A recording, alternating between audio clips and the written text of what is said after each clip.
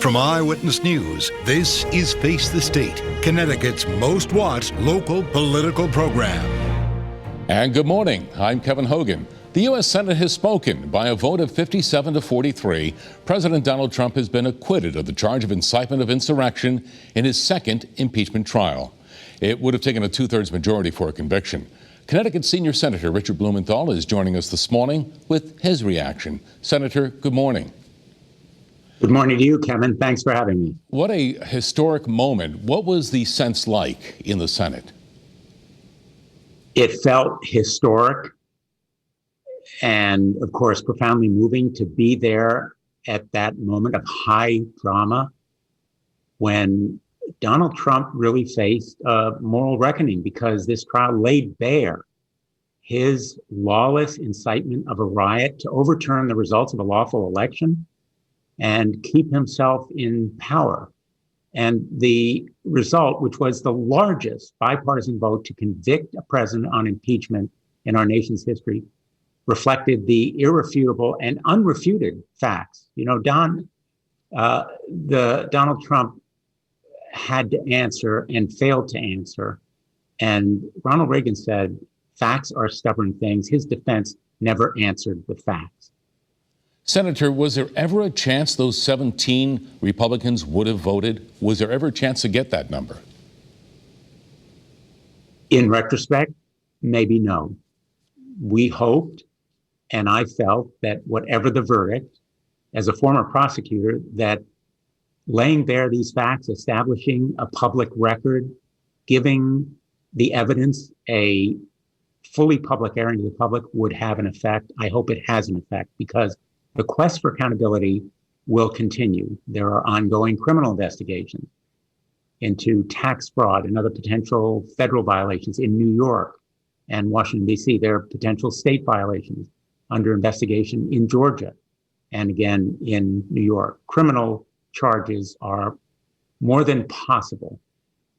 And so Donald Trump still faces that accountability. Of course, the insurrectionists ought to be prosecuted to the full extent of the law. The people who ransacked the halls of our democracy, caused serious injuries and even deaths, should be held accountable as well. But as to my Republican colleagues, maybe 43 of them or some number were unchangeable in their views, impervious to that evidence. Senator, Minority Leader Mitch McConnell, yesterday, right after the vote, he condemned what the president did. But you were critical yesterday on CNN. Was that because of the constitutionality of what Mr. McConnell was saying?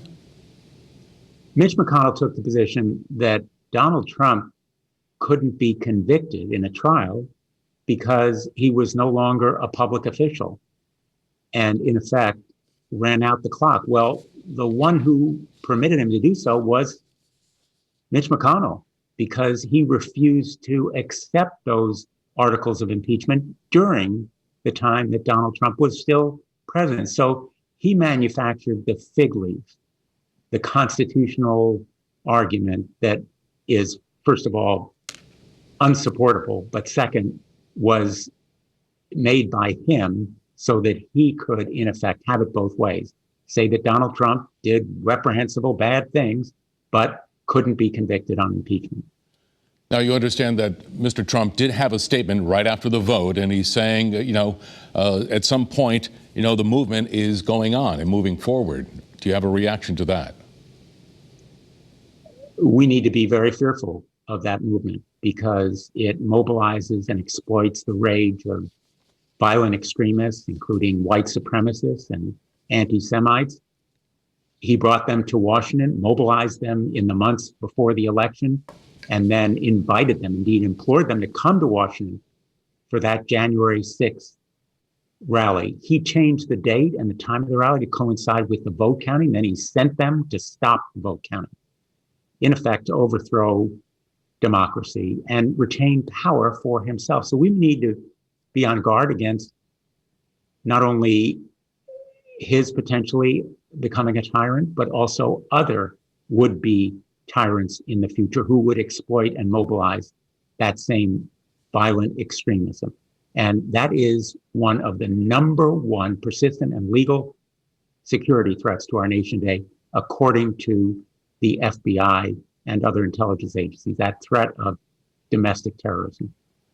Senator Blumenthal, Mr. Trump's attorney says, well, he wasn't responsible. They said it over and over. What do you say to that? They're saying it over and over. It doesn't make it true. In fact, on the contrary, the evidence was so powerful in the statements and tweets that he made, calling them special people, saying, we love you, saying these events and things are what happens when an election is stolen unconscionably, in effect, riling them, inflaming them, inciting them to riot. And Kevin, the results are enduring. A lot of those 140 Metropolitan Police and Capitol Police will bear those scars and indeed are still recovering from their injuries. So are the staff who do janitorial work here, the journalists who experience that trauma. Senator all are still recovering. Thank you, Senator. We appreciate your time joining us this morning. And when we come back, my colleague Susan Raff, our chief Capitol reporter, is in to finish out our program. She's getting a closer look at what's in the governor's new proposed budget and what it means for Connecticut's taxpayers.